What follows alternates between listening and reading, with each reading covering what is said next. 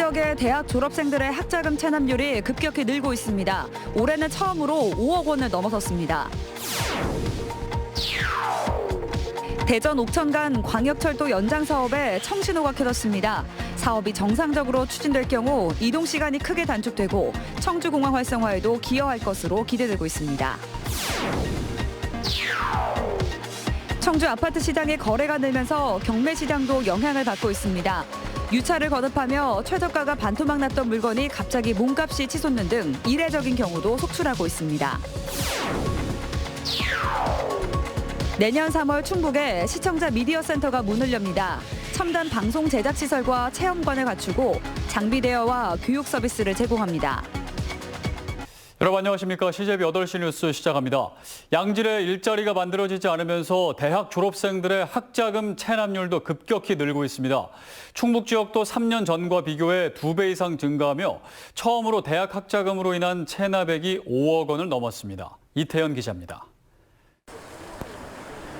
청주에서 대학을 다니고 있는 김모 씨가 지난 2년 동안 받은 대학 학자금 대출 금액은 2천만 원에 가깝습니다.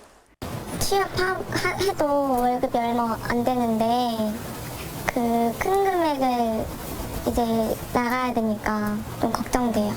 학자금 대출을 이용하는 대학생들의 수가 급격히 늘어나는 것과 맞물려 이를 제때 갚아나가지 못하는 졸업생들의 수도 급격히 증가하고 있습니다. 지난해 기준으로 전국의 학자금 의무 상환 대상자는 18만 4천여 명. 이들이 대출한 금액은 2천억 원을 넘지만 10%에 달하는 206억 원은 체납 상태입니다. 충북 지역만 살펴봐도 지난해 체납액은 3년 전과 비교해 2배 넘게 증가했고 올해는 처음으로 5억 원을 넘어섰습니다. 청년들의 취업이나 창업이 상당히 불안정한 상황이라 의무 상환이 시작되어도 실직을 하거나 폐업을 하면 의무 상환이 어렵게 되고 그래서 바로 체납자가 되는 겁니다. 더구나 체납자에겐 연체 가산금까지 붙어 빚이 빚을 부르는 꼴이나 마찬가지입니다. 완납하지 않았을 때 미납된 의무상환액의 3%가 징수되거든요. 납부기한 경과 후 매 1개월이 지날 때마다 미납된 의무상환액의 1.2%가 연체 가산금으로 적용되고 있습니다. 아직 직장을 구하지 못해 의무 상환 대상자로 분류되지 않은 졸업생들까지 감안하면 체납 규모는 더 늘어날 것으로 보입니다. CJB 뉴스 이태현입니다. 답보 상태에 있던 대전 옥천간 충청권 광역철도 연장 사업에 돌파구가 마련됐습니다. 옥천군이 역사 신설 문제 등으로 사업에 소극적이던 대전시를 설득해 기본 계획 용역을 조기 추진하기로 한 겁니다. 정진규 기자입니다. 옥천군 수건 사업인 대전 옥천간 광역철도 연장 사업에 청신호가 켜졌습니다. 이번 사업은 충청권 광역철도 1단계에 포함된 대전 오정역부터 대전역을 거쳐 옥천역까지 20.2km 구간의 역사 신설과 열차를 투입하는 게 핵심입니다. 이를 위해 옥천군과 대전시는 사업 기본 계획 용역을 조기 추진하기로 했습니다. 충북도 대전시 국토부랑 협의 과정에서 올해 내로 기본 계획 용역을 추진하기로 협의가 된 사항입니다. 철도 연장 사업은 당초 지난 2017년 타당성 조사를 거치며 가시화됐지만 대전시가 구간 내 두 곳의 역사 신설을 주장하면서 답보 상태에 빠졌습니다. 결국 옥천군은 역사 신설을 대전시와 기본 계획 수립 과정에서 검토하기로 하고 건설 비용은 기본 계획 확정 이전까지 협의하기로 했습니다.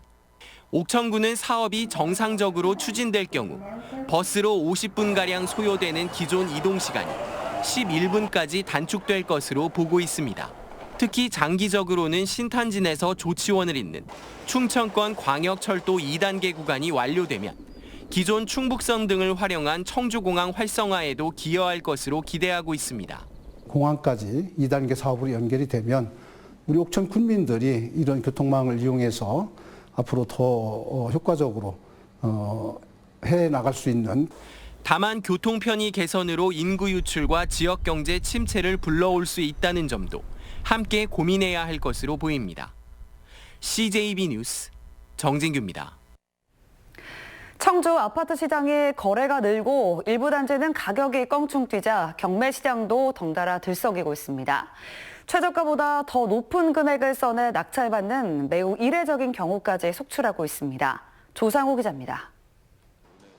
외지 원정 투자자들이 몰리면서 매물 품귀 현상이 벌어지고 있는 청주시 복대동의 한 아파트입니다.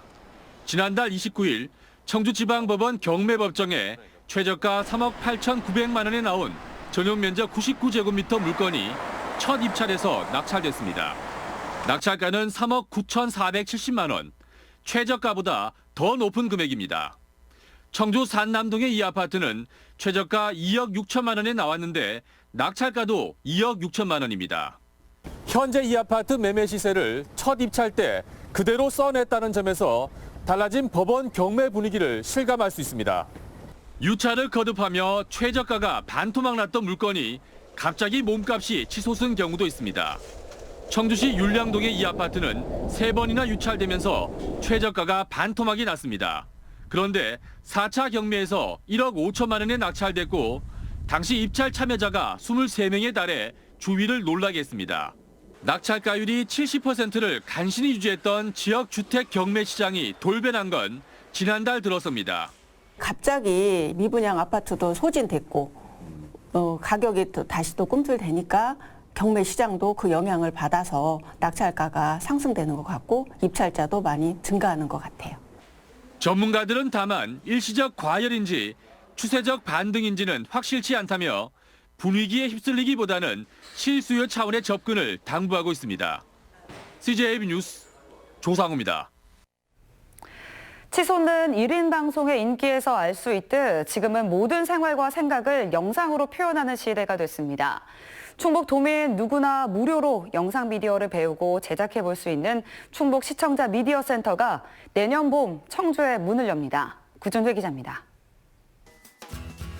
5년 전 문을 연 대전 시청자 미디어 센터입니다. 첨단 방송 장비를 갖추고 미디어 제작 지원, 영상 강좌, 장비 대여 등의 서비스를 제공합니다. 매년 수많은 시민들이 방문해 꿈과 끼를 발산하고 있습니다. 실제로 카메라를 가지고 체험해보면서 제가 마치 진짜 PD가 돼서 촬영을 하는 것 같아서 충북에서도 내년 3월 시청자 미디어 센터가 문을 엽니다. 부산, 광주, 강원, 대전 등에 이어 전국 9번째입니다. 이를 위해 방송통신위원회와 충청북도, 청주시가 손을 잡았습니다. 170억 원을 들여 청주 문화제조창에 충북 시청자 미디어 센터를 설립하기로 했습니다. 충북 시청자 미디어 센터가 학교, 대학과 연계해 미디어 꿈나무를 육성하는 기반 시설로도 폭넓게 활용되기를 희망합니다. 센터는 2,700여 제곱미터의 첨단 방송 제작 시설과 체험관을 갖추고 장비 대여와 교육 서비스를 제공합니다. 최적의 그런 장소에 시청자 미디어 센터가 들어선다고 이렇게 생각을 합니다. 전국에서 최고의 그런 센터가 될 수 있도록.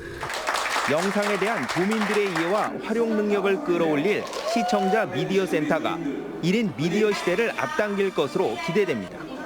CJB 뉴스 구준혜입니다.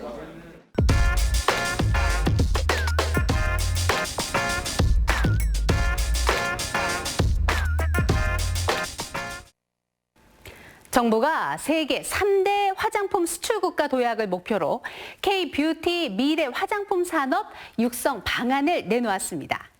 이를 통해서 글로벌 100위 화장품 기업을 7개사로 늘리고 신규 일자리도 7만 3천 개를 만들어서 세계 화장품 강국으로 도약하겠다는 큰 그림을 그렸습니다. 보건복지부 장관의 이야기 직접 들어보시죠. 대한민국 화장품 산업이 체계적인 정부 지원으로 한 단계 업그레이드하여 대한민국 신성장 수출 주력 산업이 될 수 있도록 하겠습니다. 네, 충청북도로서는 이보다 더 반가운 소식은 없습니다. 일찌감치 화장품, 뷰티 산업을 6대 신성장 동력 산업으로 육성을 하고 대규모 엑스포 개최 등을 통해 그 공을 들여온 충북으로서는 새로운 전기가 마련될 수 있기 때문입니다. 하지만 정부가 바라보는 시각은 달랐습니다. 정부는 현재 지자체별로 개최되는 화장품 박람회는 작은 규모와 낮은 인지도로 해외 바이어들의 참여가 저조하기 때문에 국가 차원에서 대규모 화장품 박람회를 개최하겠다는 겁니다. 실제로 화장품 관련 국내 박람회는 오송 화장품 뷰티 산업 엑스포를 비롯해서 경기도 대한민국 뷰티 박람회, 제주 천연 화장품 앤 뷰티 박람회 등등 12개에 이릅니다. 사실상 지자체마다 산발적으로 진행되어 온 박람회를 통합을 해서 정부가 직접 주관하겠다는 얘긴데요. 충북 오송이 국내 개최지로 선정될 수 있을지는 미지수입니다. 잘못하다가는 충북을 대표하는 행사인 오송 뷰티 박람회가 문을 닫을 수도 있다는 얘기입니다. 따라서 이번에 정부가 전폭적으로 지원을 약속한 K-뷰티 클러스터를 반드시 오송으로 유치해야 합니다. 정부는 화장품의 생산과 신기술 연구개발, 또 전문인재 양성과 전시관 등이 한 곳에서 이루어질 수 있는 K-뷰티 클러스터를 구축을 해서 화장품 산업 육성의 대표 거점으로 삼겠다는 계획입니다. 정부가 대상지로 내세운 곳은 경기도 오산 가장산업단지와 화성 향남산업단지, 인천 남동공단, 그리고 맨 마지막으로 충북 오송 오창산업단지를 들었습니다. 이 K-뷰티 클러스터로 지정되기 위해서는 뛰어넘어야 할 경쟁자들이 생각보다 많다는 얘기입니다. 충청북도가 앞으로 전력을 다해 오송의 장점과 경쟁력을 널리 알려야 하는 이유입니다. 팩트 더하기였습니다. 기온이 뚝 떨어졌습니다. 소외된 이웃, 보살핌이 필요한 어르신들에겐 누군가의 도움이 간절한 시기가 된 건데요. 기관, 단체들의 연말 봉사활동이 줄을 잇고 있습니다. 진기훈 기자입니다. 지적 장애인들의 임가공 작업장인 진천의 한 사회적 협동조합입니다. 충북 선거관리위원회 직원들이 강추위도 아랑곳 없이 그동안 일손이 달려 손보지 못한 시설 곳곳을 깔끔히 정비합니다. 시설 모든 구성원들이 따뜻한 성탄절을 보내길 바라는 마음을 담아 성탄 조명도 멋지게 장식했습니다. 이 손이 딸리고 또 저희들이 또 작업도 해야 되고 이런 입장이라 못하였는데 이번에 이제 충북 선관위에서 이렇게 와주셔가지고 같이 함께 해주시는 바람에 굉장히 감사할 뿐입니다. 가수를 초청해 개원 이래 한 번도 해보지 못한 흥겨운 축제의 시간도 가졌습니다. 연합장 쓰기도 도왔습니다. 장애인들이 부모님께 보내는 감동의 연합장입니다. 부모님께 하시고 싶었던 말이 뭔지 또 원하시는 게 뭔지 이렇게 여쭤보고 쓸 수 있게 도와드려서 오늘 너무 보람차고 기쁩니다. 충북건설협회는 경로당을 찾아 이불을 전달했습니다. 올 한 해 건설 경기 악화로 회원사들의 어려움이 컸지만 사회적 책무를 잊지 않고 각 시군에 물품과 성금을 전달했습니다. 발이 돼도 덥고 따뜻한 마음으로 서로 환담도 나눌 수 있고 이렇게 즐길 수 있을 것 같아서 이렇게 찾게 된 겁니다. 달력 한 장만을 남겨둔 2019년 올 한 해가 가기 전 우리 이웃들을 보듬는 것이야말로 가장 보람된 일일 겁니다. CJB 뉴스 진기훈입니다. 수도권 집중화와 지방 소멸 위기를 극복하기 위해서 지역 언론의 역할이 어느 때보다 중요해졌습니다. 이를 위해 자치분권과 균형 발전을 구현하는 지역 언론에 대한 공적 지원이 시급하다는 목소리가 높아지고 있습니다. 지역 민방 공동 취재단 박석 기자입니다. 서울 정부청사에서 열린 자치분권과 균형 발전을 위한 지역 언론의 과제와 대안을 주제로 한 토론회.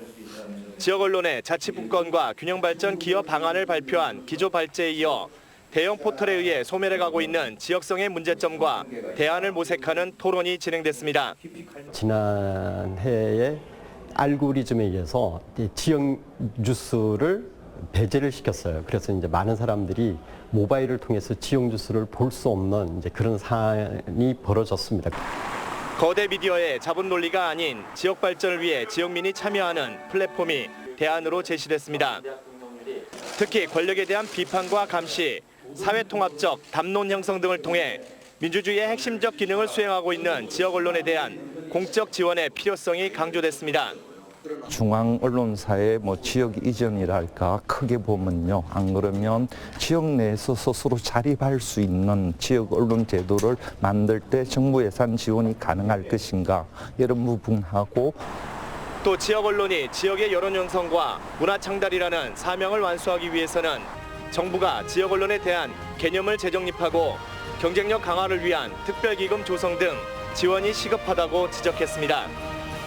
지역 언론의 위기는 지역사회의 위기로 확대되고 있습니다. 지역 언론이 자치분권과 균형 발전을 위한 지역의 여론과 역량을 결집하는 역할을 하고 있기 때문입니다. 지역민방 공동취재단 박석입니다. 다음 소식입니다. 충북교육청이 최근 충청북도에 2가지 명문고 육성 방안을 제안했습니다. 도교육청은 지난 2012년 한 차례 고배를 마신 충북과학고의 과학영재고 전환과 충북자연과학교육원 부설 충북영재교육지원센터를 독립기관인 영재학교로 육성하는 2가지 안을 도에 제안했습니다. 청주시가 행정안전부가 주최하는 14회 전국자원봉사자 대회에서 자원봉사 유공기관으로 선정돼 대통령 표창을 받았습니다. 청주시는 지난 1992년 청주시 여성자원봉사센터 설치를 시작으로 자원봉사자 관리와 지원, 교육 등 자원봉사 기반 조성에 노력해온 점을 인정받았습니다. 충북 신용보증재단 동청주 지점이 개점했습니다. KT 율량빌딩에 문을 연 충북 신용보증재단 동청주 지점은 가경동 본부의 고객 대기 시간과 보증 지원 처리 시간을 단축하기 위한 것으로 청주 동부권에서 1,500억 원의 신용보증 지원을 감당할 것으로 예상됩니다. 청주지방법원은 지적장애인 아들을 상습적으로 학대한 40대 아버지에게 항소심에서도 원심과 같은 징역 1년 2개월을 선고했습니다. 재판부는 아들에 대해 이미 상해죄와 아동복지법 위반죄로 여러 차례 처벌을 받은 적이 있는 남성이 또다시 범행을 저지른 점 등을 고려했다고 설명했습니다. 박시룡 전 교원대 황새생태연구원장이 문화재청이 추진하는 황새 전국 방사 계획은 철회돼야 한다고 촉구했습니다. 박 전 원장은 발표된 방사 예정지가 황새들에게는 매우 열악한 환경이라며 문화재청 발표는 국제적 웃음거리에 불과하다고 비판했습니다. 문화재청은 공모를 통해 청주, 서산, 고창, 김해, 해남 등 5곳을 선정하고 2022년까지 각각 한 쌍의 황새를 방사할 계획입니다. 이상으로 CJ 8시 뉴스를 모두 마칩니다. 시청해주신 여러분 고맙습니다.